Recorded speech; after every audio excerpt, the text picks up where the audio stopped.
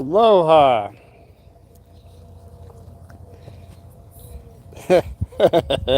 I can't believe it. I've gone live. All right, this is the way it is. You have reached Uncle Martin. I started out with how to beat up a bully without having to fight. It's changed. It's basically just pretty much Uncle Martin now.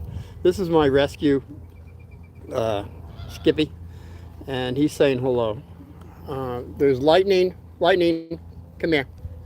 I've got Lightning. He's always Lightning is yeah. Okay, come on over here, boy. Come on over here. This is my other guy.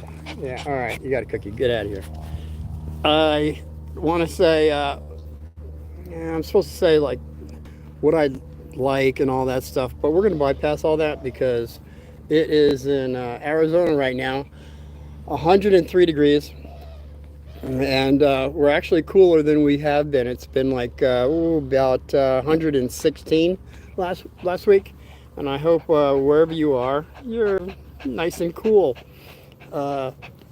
I just find it to be very nice to be in warmer weather, 116, 122, which I can't wait for it to happen because 122, at least after that, you can say, hey, it's not really that bad.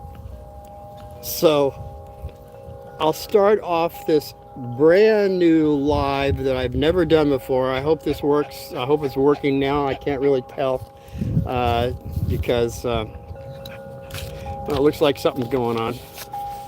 If you have any questions, we'll do that at the end if we have time. It's getting kind of warm. Even Skippy's got to go right now. The first thing I wanted to say as far as a live story would be what made me start this whole program of even starting a YouTube channel. Well, what I found was a lot of kids these days, and even back when I was going to school, were getting bullied, all right? And it's going today the same way. It's just a little differently because we have computers now. I didn't have a computer. We didn't have a cell phone. We didn't have, I'm talking late 50s, which makes me more of an experienced individual telling these stories. So bullying goes on many levels. It's just not when you're in school. It's when you get out of school. It's when you get the job, your first job, second job, whatever job you have. There's going to be somebody bullying you, whether it be a coworker or your boss. Corporate, I was in that too. I've had a lot of jobs, and what I want to say is that my first fight that I was introduced to in my life was at kindergarten. Now, Dad had some rules. The rules were pretty simple. It was me and Bro. I was 22 months older than Bro, and all we had was basically if Dad sees or hears of us fighting, that means neighbors, anybody telling him about us fighting, we'd get a black belt beating. Black belts were really big back then. Every dad had one. So we had our share. And now I'm not saying that we didn't deserve it, but it was questionable for me on a few of them. Now, after my first fight in kindergarten, the rules had changed, okay? So let me go right into the fight. My first fight in kindergarten. I was 5 years old. And at 5 years old, I'm not going to say old, young, I had less experience. It was over a Viking chick. Her name was Judy Johnson. And how do you remember Judy Johnson? Well, I remember it well because that first day when the teacher said, here's a pencil and paper, and on the top right corner, I want you to put your name. And that was all she asked us for, our name. And my name. I could write my first name. But my last name, it had a lot of letters. And in front of me was Judy Johnson, this Viking chick that I was kind of falling in love with. And she wrote it right out, Judy Johnson. And Judy Johnson's like Johnson. It's like 7 letters. 7, 8, 9, 10, 11. I had 4 more letters than hers. I didn't pass that very well. So how it started was, I believe it was at recess when we got out to the swings. And as anybody remembers, swings, there's an art to swinging. And I told Judy, I'm a swinger. Not that kind of swinger. There's many different definitions of swingers. I was explaining to her how I could jump off the swing further than anyone else. She says, oh yeah. I said, okay, watch this. So I went 1, 2, 3. I jumped off. And as you well know the rules, once you jump off, you don't move. You draw the line behind your feet, and then you say, turn around and say, who challenges me? And then at that point, there's a bunch of people on the swing all doing the same thing. And it's pretty much noticeable who jumped the furthest. But if there's a discrepancy, that is where the teacher comes in. She comes in and says, oh no, this is definitely you, Uncle Martin, that has won. Or whoever it is. Now, this is what happened. I did the 1, 2, 3, jumped off. I drew the line, and when I turned around, I said, who challenges me? And there was this little guy next door. I believe his name was Joey, and he had only gone like one time back, and I said, you get off my swing. And you know what he did? Oh yeah, he didn't do 1, 2, 3. He just jumped off. Didn't even come close to my jump, but he went down and scooped up a handful of sand. He grabbed that sand, and in my mind, I knew what he was going to do with it. He's going to throw it in my face. So before he threw it in my face, I closed my eyes, which you never do. You never close your eyes. You dodge the sand. Because what happens when you which I did, close my eyes, hit my face. When I opened them, he had tackled me, and we were rolling that way, and he was punching me. And I was ready to give him a good shot. And that's when I saw the long legs of our teacher saying, no, we don't do that here. And I looked up and I said, it's his fault. And she says, no, I was over there watching you. And I said, I don't remember you watching me. I didn't say that. But she says, we don't do that here. And I was saying it was his fault. And it wasn't his fault. Basically, it wasn't. It was my fault. And I'll tell you why it was my fault. Kids, anybody who's watching, it was my fault because I told Joey, how she explained it to me was, nothing here is ours. We share. We share here. So she asked me, was there any other swings you could get on? I said, nah, well, there's some down there and there's some down there. And yeah. She says, well, that's not your swing. And she knew what was going on. I think she knew teachers are very smart. Both my parents were teachers. So I said, okay. So she says, shake hands. I said, I'm not shaking nobody's hand. I said, no, I don't think so. She says, you're going to shake his hand. I said, no. She says, you're shaking his. I said, why? She says, good sportsmanship. And I knew even at 5 years old what sportsmanship was. So I put my hand out to shake his hand. And you know what? Joey had no intention of shaking my hand. As a matter of fact, she had to really explain to him about good sportsmanship. So when we did shake hands, he gave me a fish handshake, which, by the way, when you remember a fish handshake, remember it well. You know why? Because it tells so much about a person, their handshake. I'll go into that some other time. So we have me shaking his hand, and then afterwards, she's saying, good job, good job. And I'm thinking, hey, that's great. And Joey has his fist, and he's smacking it into his other hand. Now, while she's saying good job, and he's doing that, I thought it was a good job. You know, it was a good job. No, it wasn't a good job. Kids, anybody's watching, you know the rule. When somebody has their fist and it's hitting the other hand, what that means is they're going to wait for you after school. I didn't know that. So Teach says, you, me, are staying after school. I said, because she said it was my fault and I did something wrong. It makes sense. I'd be staying after school. So that's what happened. I stayed after school. And back then it was like 8 o'clock to noon. We got half days, kindergartens. And so about 12:20 or so. I'm asking Teach, I said, can I go home? She says, oh, no, no. I called your mom, and she's on her way. I said, oh, no. You didn't tell her I was fighting, were you? Because, see, that's rule number one. Dad's first rule was, if I see or hear of you fighting, it's a black belt beating like you never...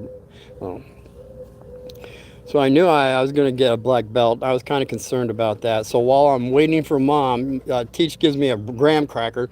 If you remember graham crackers, they had like 4 things in them. So I broke it in half. I broke the other one in half so it was in quarters.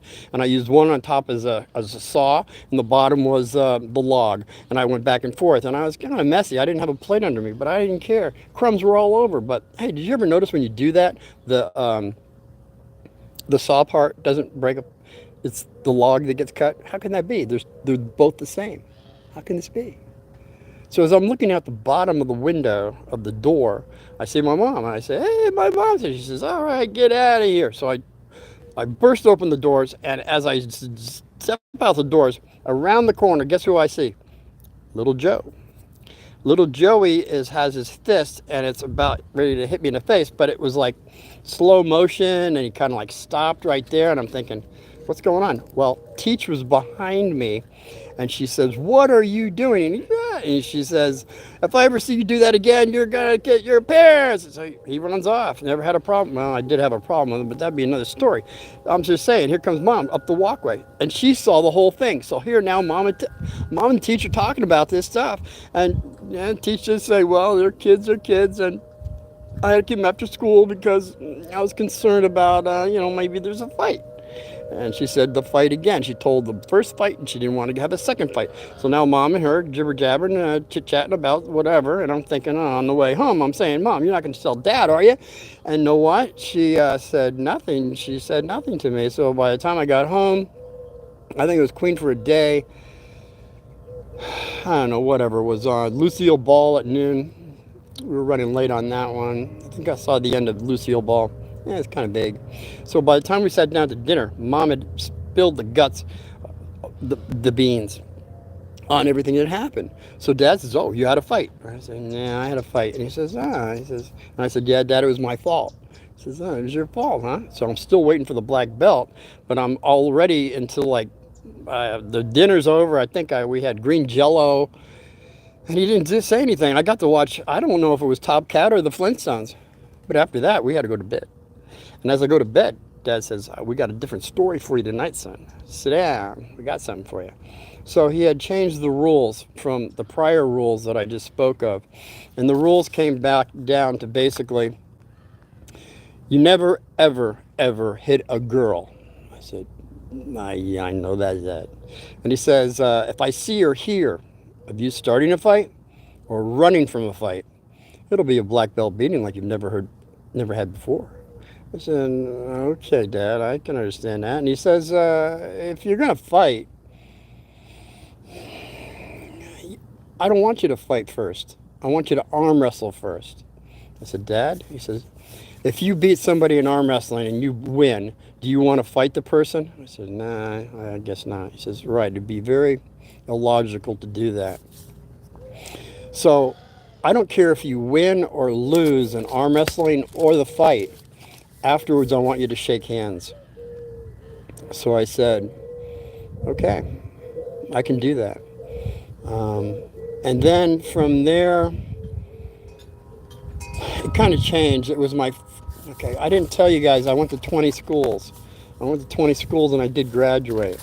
It was I went to 4 different 4th grades. And on my first 4th grade, there was a gang outside.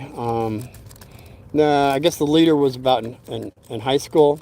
He was bigger than my dad, actually. And there were 6 other people. I'll tell you that story later, but after what happened, after he grabbed me and shoved me, my dad did what he had to do. I got that. That was my 4th rule at that point. I was 9 years old, and I got the rule of, he said, he said, son, maybe you have to have a fight in life. And if you do, it's going to be more than just you and one person. It might be a whole bunch of people. He says, it doesn't matter how many people. But what you do is you casually go over to the biggest person. You knock him out. I said, Dad, He said, well, first of all, if it takes more than one person to beat you up, it takes a bunch of people, that means they're very weak. They're weak morally. And they're weak more than likely physically. So if you take out the biggest guy with a punch, they're going to leave you alone, right? Or at least they'll break the circle that they have you in, and you'll be able to get out. So there's different ways of looking at that too. So that's pretty much what the whole story was, kids. Anybody's watching this long, we're going to be bullied, and nothing you can do about it. It's just how you're going to handle it. It's going to be non-emotionally, first of all. They're always going to want it. See, they're going to want your hat. They're going to want your clothes or your shoes. They're going to want your allegiance, and it's going to be up to you whether you buckle under and do this or not. So what I want to say is, I'm sorry I went so long. I guess this is the first live one. I'm over 15 minutes now. I understand people kind of fade off after 8. So I do have more true stories if you're ever interested. Uncle Martin, 7711, YouTube. I guess TikTok too, but I don't trust those guys. I think a lot of bots are following me over there. I'm about done with those guys. But at least YouTube pretty much finds bots and gets rid of them, to my knowledge, all right? What I found is what we have in life is always a test. It doesn't matter what grade you're in or what livelihood you have. There's going to be a promotion of fear. And that's what I've tried to get across in all my stories, that there's fear on all different levels that we have to overcome. We must overcome fear. And hey, man, tell me about it. Fear is out there to where, I guess what I wanted to say was 3 years ago when everybody had to wear a mask. It's like, boy, there's a lot of fear here. What about the kids that haven't gone to school yet? What can I do? And that's what started me on this. I wanted kids to get through school without getting killed, you know? I mean, see, back when my dad was a school, NAU, he graduated. He got his bachelor's, took philosophy. I'm saying this guy thought outside the box. Mom got like about, 52 credits. She didn't finish because she stayed home to watch us. But she was a 3rd grade and 6th grade teacher. I don't know how she got away with that. And Dad taught 6th grade shop, PE, mechanical drawing, the arts, and that was 6th grade and also in high school. I'll go into that some other time. I'm just saying, when you have teachers that are your parents, there's more of a bar you have to follow. And I followed,